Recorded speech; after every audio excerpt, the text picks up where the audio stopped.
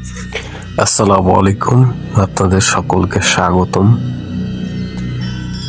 আজকে আপনাদেরকে একটা সত্যি ইনসেন্ট ঘটনা সেই সম্পর্কে আপনাদের মাঝে শেয়ার করতে আসলাম। আমি এটা শুনেছি এক মানুষের কাছে থেকে। সে নিজেকে বলতো, আমি শেষ মানুষ যে ওকে দেখেছি। লোকটার নাম সাব্বির। তো সাব্বিরের চরিত্র থেকেই বলা যাক। সে একদিন হঠাৎ আমার কাছে আসে। তার চোখে ঘুম নেই, মুখ শুকনো, হাত কাঁপছে। সে শুধু বলল, তুমি কি ভয় পাও? আমি হেসে বললাম, না, কেন? সে ধীরে ধীরে মাথা তুলল। তার চোখের ভিতর এক ধরনের অন্ধকার দেখলাম। তারপর সে বলল, তাহলে শোনো। 2016 সালের কথা। আমি ও আমার 3 বন্ধু, রায়হান, মিজান আর নাইম, একটা ভিডিও বানানোর প্ল্যান করি। আমরা শুনছিলাম একটা পুরনো গ্রাম আছে যেখানে সবাই এক রাতে মারা গেছে। একজন লোক বলল ওই জায়গাটা এখনো জীবিত। আমরা ঠিক করি ওখানে গিয়ে ভিডিও বানাবো। যাত্রা শুরু করলাম। সন্ধ্যার পর আমরা বের হই। রাস্তা ধীরে ধীরে ফাঁকা হতে থাকে। শেষে এমন একটা জায়গায় পৌঁছায় যেখানে মোবাইল নেটওয়ার্কও কাজ করে না। আমাদের গাড়ির ড্রাইভার বলল, ভাই ভাই আমি এর বেশি সামনে যাব না, এই জায়গা ভালো না। আমরা হেসে বললাম, ঠিক আছে, আমরা হেঁটেই যাব। গ্রামের ভিতরে ঢুকতেই সব কিছু অদ্ভুত লাগলো। বাতাস অনেক ঠান্ডা, কিন্তু বাতাস বইছে না। গাছগুলো স্থির, কোনো পাখির আওয়াজ নেই, কোনো কুকুর নেই, কিছুই নেই, শুধু আছে নীরবতা। আমরা একটি ভাঙা ঘরে ঢুকলাম। ভিতরে পুরনো আসবাবপত্র, কিন্তু অদ্ভুত ব্যাপার, সবকিছু যেন হঠাৎ করে ফেলে রেখে গেছে কেউ, যেন কেউ পালিয়ে গেছে। এমনটা কেন? নাইম ক্যামেরা অন করতেছে। স্ক্রিনে নয়েজ দেখা যায়, এক ধরনের কালো ছায়া, যেটা আসলে সামনে নেই কিন্তু ক্যামেরায় দেখা যাচ্ছে। তারপর তারা দেখে গ্রামের মাঝখানে একটা কুয়া, অনেক পুরনো, পাথরের, আর চারপাশে শুকনো রক্তের মতো দাগ।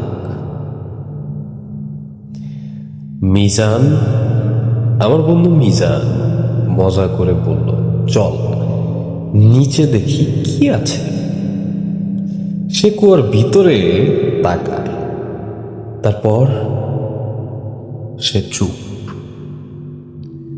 রায়হান বলল, কি দেখলি? মিজান ধীরে ধীরে বলল, ভিতরে কিছু নড়ছে। আমি তাকাই, আর তখনই আমি বললাম, আমি আমার নিজের মুখ দেখিনি। আমি দেখেছি একটা অন্ধকার, যেটা আমাকে দেখিয়েছিল। আমি কি বলছি আমি নিজেও জানি না। হঠাৎ কুয়ার ভিতর থেকে একটা শব্দ, তোমরা এসেছো? সবাই থমকে যায়। চারদিকে কেউ নেই, কিন্তু শব্দটা পরিষ্কার।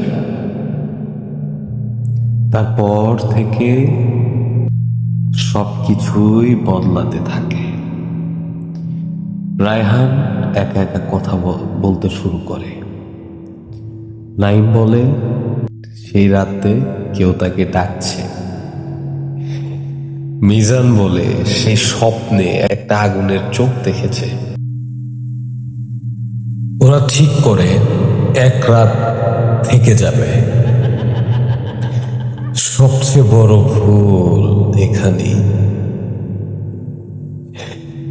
রাত তখন 2টা। হঠাৎ দরজা নিজে থেকেই খুলে যায়।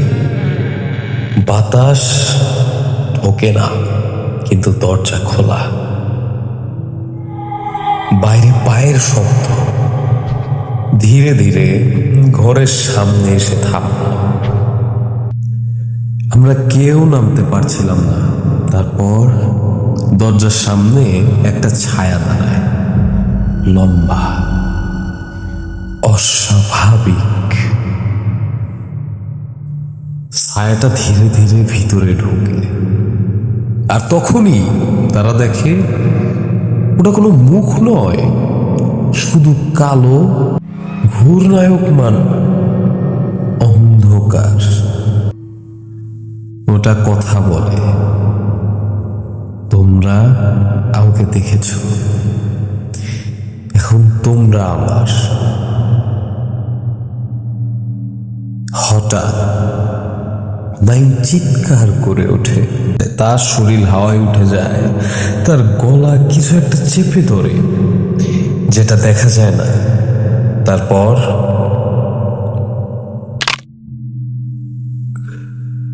তার ঘাড় ভেঙে যায়। রায়হান তখন হাসতে থাকে, একটা অদ্ভুত হাসি। সেটা তার নিজের না। সে বলে, ও আমাকেও বেছে নিয়েছে। আমি আর মিজান দৌড় দেই, কিন্তু গ্রাম থেকে বের হওয়ার রাস্তা নেই। একই জায়গায় ফিরে আসে, বারবার বারবার। এক সময় মিজান বলল, আমরা বের হতে পারবো না, কারণ আমরা এখন ওর জায়গায়। রাতে আমি দেখি রায়হান আর মানুষ নেই। তার শরীর থেকে কালো ধোঁয়া বের হচ্ছে, তার চোখে আগুন, আর তার পিছনে দাঁড়িয়ে আছে সেই অবয়বটি, ইফরিত। হ্যাঁ, আপনারা ঠিকই শুনেছেন, ইফরিত জিন। জিন না, জিনদের মধ্যে সর্বশক্তিমান এই ইফরিত জিন। মিজান দৌড় দেয়, কিন্তু কুয়ার পাশে পড়ে যায়। তারপর কুয়ার ভিতর থেকে হাত বের হয়, ওকে টেনে নেয়। চিৎকার, তারপর নীরবতা। এখন শুধু আমি বেঁচে আছি। আমি লুকিয়ে থেকে 3 দিন কাটিয়ে দিয়েছি। কোনো খাবার নেই, কোনো পানি নেই, শুধু ফিস ফিস শব্দ, তৃষ্ণা। 4র্থ দিন আমি একটা কুরআনের আয়াত পড়তে শুরু করি। হঠাৎ সবকিছু কাঁপতে থাকে। আল্লাহ রাব্বুল আলামিন আমাকে হেফাজত করেছে। হঠাৎ চিৎকার, আগুন, ধোঁয়া। আমি দৌড়ে বেরিয়ে আসি। এইবার রাস্তা পাওয়া যায়, আমিও বেঁচে যাই। কিন্তু, হ্যাঁ, কিন্তু